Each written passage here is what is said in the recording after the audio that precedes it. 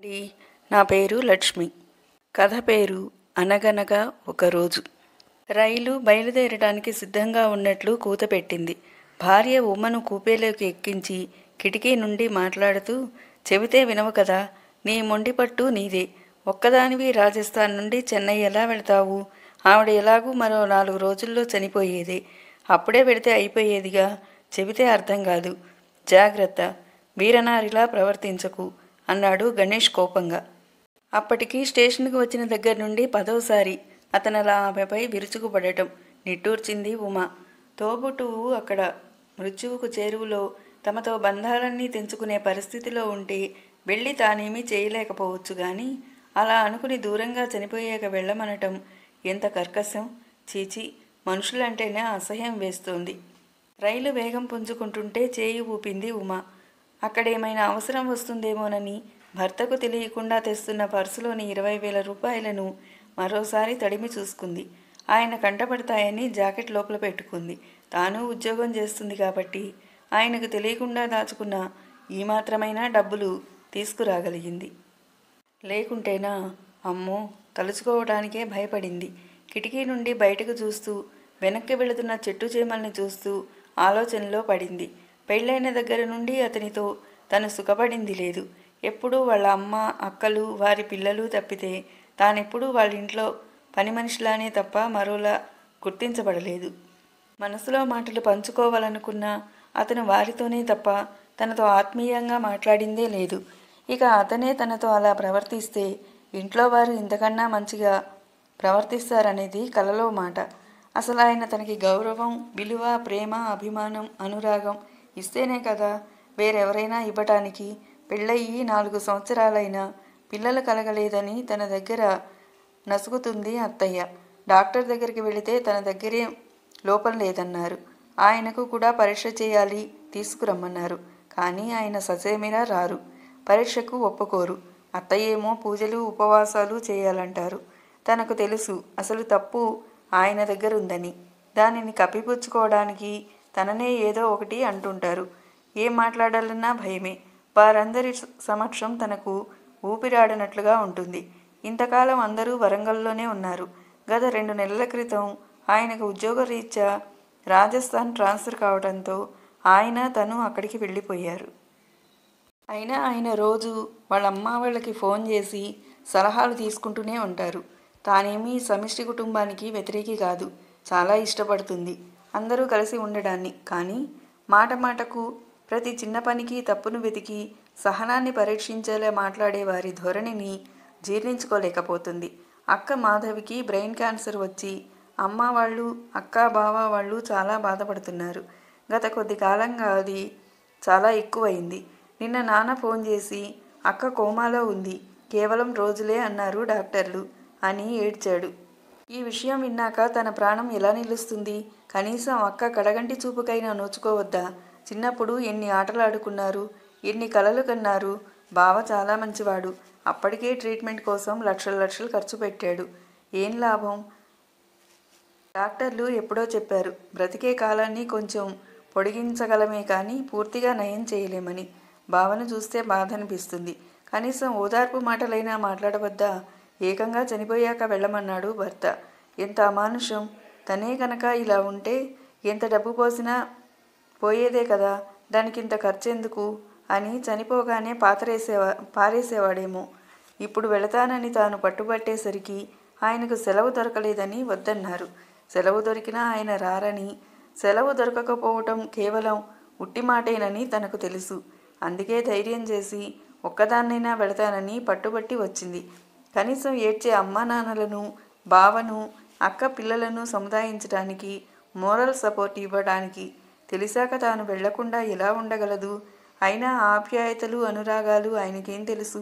భార్య అంటే కేవలం వేరే ఇంటి నుండి జీవితకాలం ఎన్నో సమకూర్చడానికి వచ్చే జీతం లేని పని మనిషి అనే తెలుసు.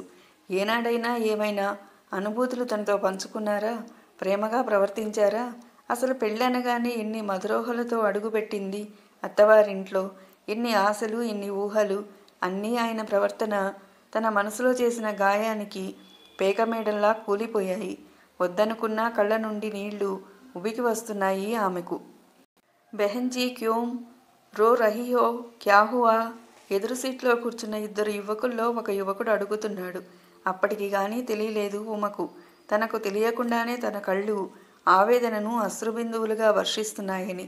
తల అడ్డంగా ఏమీ లేదన్నట్లు ఊపుతూ కన్నీళ్లు తుడుచుకుంది. కానీ కన్నీళ్ల ప్రవాహాన్ని మాత్రం ఆపలేకపోయింది. కాసేపయ్యాక మాటల్లోకి దించి మళ్ళీ అడిగారు వాళ్ళు. పొడి పొడి మాటలతో సమాధానమిచ్చింది. ఆ కూపేలో తన పక్క సీట్లో ఉన్నవాళ్ళు, అటువైపు ఉన్నవాళ్ళు అందరూ మలయాళీల్లా ఉన్నారు. అందరూ ఒకే కుటుంబంలా ఉన్నారు. అర్థం కాని వారి భాషలో వారు మాట్లాడుకుంటున్నారు. తన ఎదురుగా ఉన్న ఇద్దరు యువకులు స్వచ్ఛమైన హిందీలో మాట్లాడుతున్నారు. వేషభాషలు వారు మర్యాదస్తులని తెలియజేస్తున్నాయి. వారిని వారు పరిచయం చేసుకొని ఎన్నో స్వాంతన వచనాలతో ప్రయత్నించిన మీదట పెదవి విప్పింది ఉమ. ఆమెకు మనసులోని బాధ ఎవరితోనైనా పంచుకుని బిగ్గరగా ఏడవాలనుంది. అక్క చావు బతుకుల్లో ఉంటే ఊరడించాల్సిన భర్త ఇంకొంచెం బాధను ఎక్కువ చేశాడు. అందుకే వేగిపోతున్న మనసు వారి మాటలతో కొంత ఊరట చెందింది. కష్టాలు మనుషులకు కాక మరొకరికి వస్తాయా? అప్పుడే ధైర్యంగా ఉండాలి. మీ బాధ చెప్పండి. మీ తోడబుట్టిన వాళ్ళమనుకుని చెప్పండి. మేం తీర్చలేకపోయినా మీ బాధ తగ్గుతుందని ఎంతో ఊరడించిన మీదట మాట్లాడింది ఉమ. అక్కకు ఆరోగ్యం బాగాలేదని, చావు బతుకుల మధ్య ఉందని, తాను అక్కడికి వెళుతున్నానని, అందుకే బాధ అనిపించిందని చెప్పింది, భర్త విషయం దాచిపెట్టి. చిన్న వయసులో ఏమిటి బాధ అంటూ అడిగారు మళ్ళీ. అన్నిటికీ వారు బెహన్జీ అన్నారు కాబట్టి భయ్యా అనే సంబోధిస్తూ మాట్లాడింది ఉమ. బ్రెయిన్ క్యాన్సర్ గురించి చెబితే వారికి తెలిసిన కేసుల గురించి వారు చెప్పారు.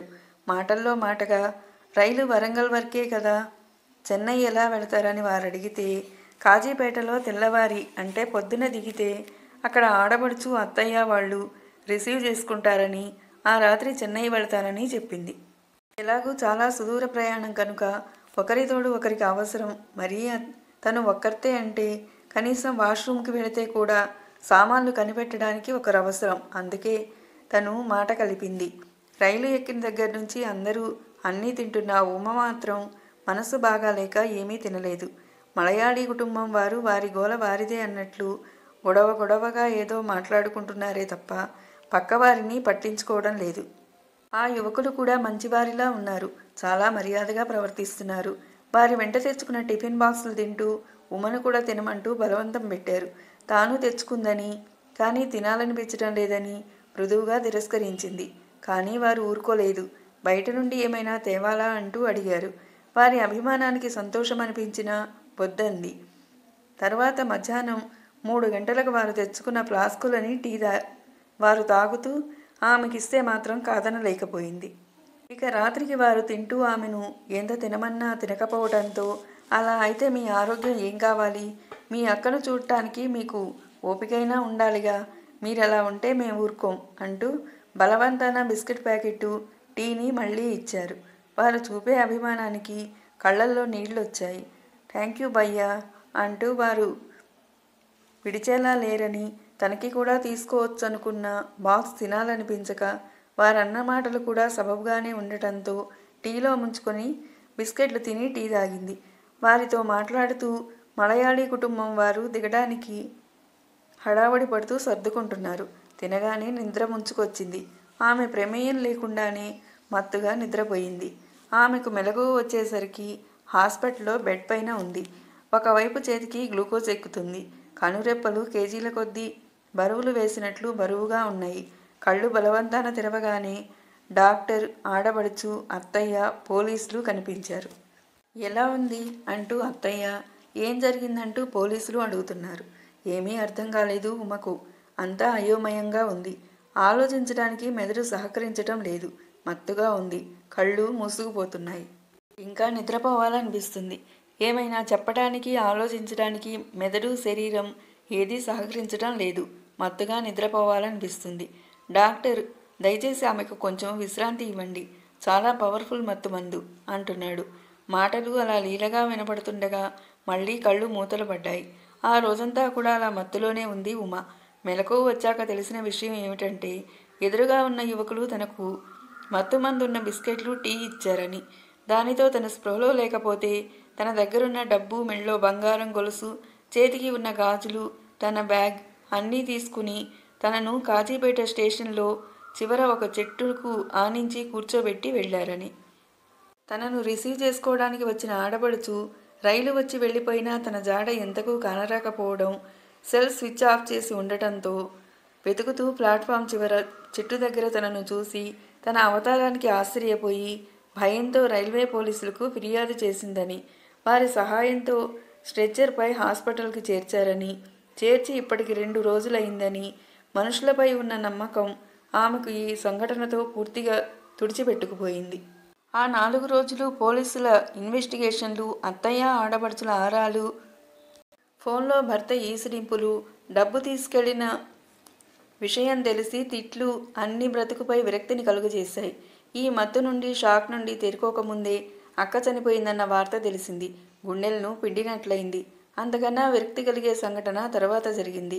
డబ్బులు పర్సులో పెట్టుకుని జాకెట్ లోపల పెట్టుకున్న సంగతి ఉన్నదున్నట్లుగా చెప్పింది ఉమా పోలీసులకి. భర్త తర్వాత ఫోన్లో మాట్లాడుతూ చేతి గాజులు, కాలి పట్టాలు, బ్యాగ్తో పాటు జాకెట్ లోపల వేసుకున్న మంగళసూత్రం, గొలుసు, డబ్బులు అన్నీ తీసుకెళ్లారు వాళ్ళు. అంటే వారు జాకెట్ లోపల చూశారు. పైగా నిన్ను చెట్టు దగ్గర కూర్చోబెట్టినప్పుడు రేగిన జుట్టు, చెదిరిన బొట్టు, అస్తవ్యస్తమైన బట్టలతో ఉన్నావు కనుక వారు నిన్నేమైనా చేశారేమో. అసలు నిన్ననాలి. ఎవరితోనైనా ఇష్టం వచ్చినట్లు మాట్లాడతావు. ఎవరేమిస్తే అది తింటావా? వద్దంటే వెళ్ళావు. కొంచెం కూడా భయం లేదు. ఇంకా ఇలా మాట్లాడుతుంటే అప్రయత్నంగా రిసీవర్ వదిలేసింది. ఊహించని షాక్కు లోనైంది. తర్వాత ఆడపడుచు వాళ్ళు గణేష్ చెప్తే డాక్టర్లతో చెప్పి ఆ టెస్ట్ కూడా చేయించాము, ఏమైనా అయిందేమోనని. ఇంకా నయం, ఏమీ కాలేదు అంటుంటే అసహ్యమేసింది ఉమకు. మానసిక ధైర్యాన్నిచ్చి అండగా నిలవాల్సిన భర్త సూటీపోటీ మాటలతో మనసు నొప్పించటమే కాకుండా టెస్ట్ చేయించామని ఎంతో మామూలు విషయంలా చెబితే జీర్ణించుకోలేకపోతుంది. అసలంత నమ్మకం లేనిది ఇక ముందు అతనితో కాపురం ఎలా చేయగలుగుతుంది? ఇంతకాలం ఎన్ని రకాలుగా బాధపెట్టినా ఈ విషయాలతో అమ్మా నాన్నలను బాధపెట్టలేక, ఈ వయసులో వారిని కష్టపెట్టడం ఇష్టం లేక ఏమీ చెప్పలేదు. మనసుకే సర్ది చెప్పుకుంది. ఇప్పుడు అణువణువునా అతని పట్ల అసహ్యం పేరుకుపోయింది. అక్క చనిపోవటంతో అన్యమనస్కంగానే చెన్నై వెళ్ళింది. కానీ మనస్సంతా విరక్తిగా, నిర్వేదంగా మారిపోయింది. అక్క చనిపోయిన 10వ రోజున తనను తీసుకువెళ్ళడానికి వచ్చిన భర్త అక్కపోయిన దుఃఖంలో ఎలా ఉన్నావని అడగటం మరిచి బీరనారిలా బయలుదేరావు. ఎవడు పడితే వాడితో రాసుకు పూసుకు మాట్లాడతావా? చిచి, అంతా కాలేజీలో ఇలా జరిగిందట కదా అంటూ పేపర్లలో చూసి అడిగితే తలెత్తుకోలేకపోయాను. వాళ్ళు నీ శరీరంలో ఇంకా వేటిని ముట్టుకున్నారో. ఇలా మాట్లాడుతుంటే ఇంకా ఆవేశాన్ని ఆపుకోలేకపోయింది. ఇంకా ఆపండి. ఛీ, మీరు మనుషులేనా? అక్కపోయిన దుఃఖంలో ఉన్నవారిని ఓదార్చాల్సిన విధానం ఇదేనా? నేను ముందే చెప్పాను. నేను బాధలో ఉంటే వాళ్ళు బెహంజీ అంటూ మాట్లాడుతుంటే మంచివాళ్ళు అనుకున్నాను. ఏమీ తినలేదని టీ ఇస్తే తాగాను. అంతే. దాన్ని ఇంత ఘోరంగా చిత్రీకరించుకున్నారు. ఒకవేళ నిజంగా ఏమైనా జరిగినా మీకు ప్రేమే కనుక ఉంటే, అందులో నా ప్రమేయం లేదు కాబట్టి మీ అనురాగంతో స్వాంతన ఇవ్వాలి. ఇదే మీ చెల్లెలకైతే ఇలాగే అనేవారా? అనుక్షణం చిత్రవద చేసే మీతో ఇక ముందు సంసారం కూడా చేయలేను. ఏదో నా కోసం మీరు త్యాగం చేస్తున్నట్లు ఉదారంగా నన్ను ఏలుకోనక్కర్లేదు. ఇప్పుడే విడాకులకు అప్లై చేస్తాను. గుడ్ బై అంటూ చిరచిరా వెళ్ళిపోయింది ఉమా. ఈ రకమైన తిరుగుబాటు ఊహించని గణేష్ నిశ్చేష్టుడయ్యాడు. ఎప్పటిలా ఎన్ని మాటలన్నా వాళ్ళ అమ్మా నాన్నల కోసమైనా తనను బతిమిలాడి తన తప్పును క్షమించమంటుందని, తన ఉదార స్వభావుడిలా చేరదీస్తున్నట్లు ఫోజు కొట్టవచ్చని ఆశపడ్డాడు. ఎందుకంటే ప్రతి నెల ఆమె తెచ్చే జీతం విడాకులైతే రాదు. పైగా కోర్టు భరణం ఇవ్వమంటుంది. మళ్ళీ పెళ్లి చేసుకోవాలన్నా ఇంతటి అందగత్తె, విద్యావంతురాలు, గుణవంతురాలు, ఉద్యోగస్తురాలు తనకు దొరకదు. తనకు పిల్లలు పుట్టే యోగం లేదు కనుక తన తప్పుకు చెంపలేసుకుని ఇక నుండైనా ఆమెను నొప్పించవద్దని నిర్ణయించుకొని ప్రాధేయపడి ఆమెను ప్రసన్నం చేసుకోవడానికి ఆమెను వెతుకుతూ బయలుదేరాడు గణేష్. సారీ, నీ మనసు నొప్పించాను. నన్ను క్షమించు ఉమా. నువ్వింతలా బాధపడతావనుకోలేదు. ఇక ముందెప్పుడు నీ మనసు నొప్పించను. నా మీదొట్టు అంటున్న భర్తను సాలోచనగా చూసింది ఉమా. అతని భయం చూసి ఆమెకు నవ్వొచ్చింది. అలనాటి క్షమయాధరిత్రిలా నేటి మహిళ క్షమిస్తుందా? కానీ ఆమె సాలోచనగా తల పంకించింది. వీస్తున్న గాలి కూడా ఆమె సమాధానం కోసం చెవులు రిక్కించింది. లేచింది మహిళా లోకం, దద్దరిల్లింది పురుష ప్రపంచం. దూరంగా మైక్ నుండి పాట వినపడుతుంటే గుడిలోని జేగంట శుభం అంటూ మంగళకరంగా మోగాయి. అనగనగా ఒక రోజు కథ మీకు నచ్చినట్లయితే లైక్ చేయండి, షేర్ చేయండి, కామెంట్ చేయండి, అలాగే సబ్స్క్రైబ్ చేయండి. Thank you all.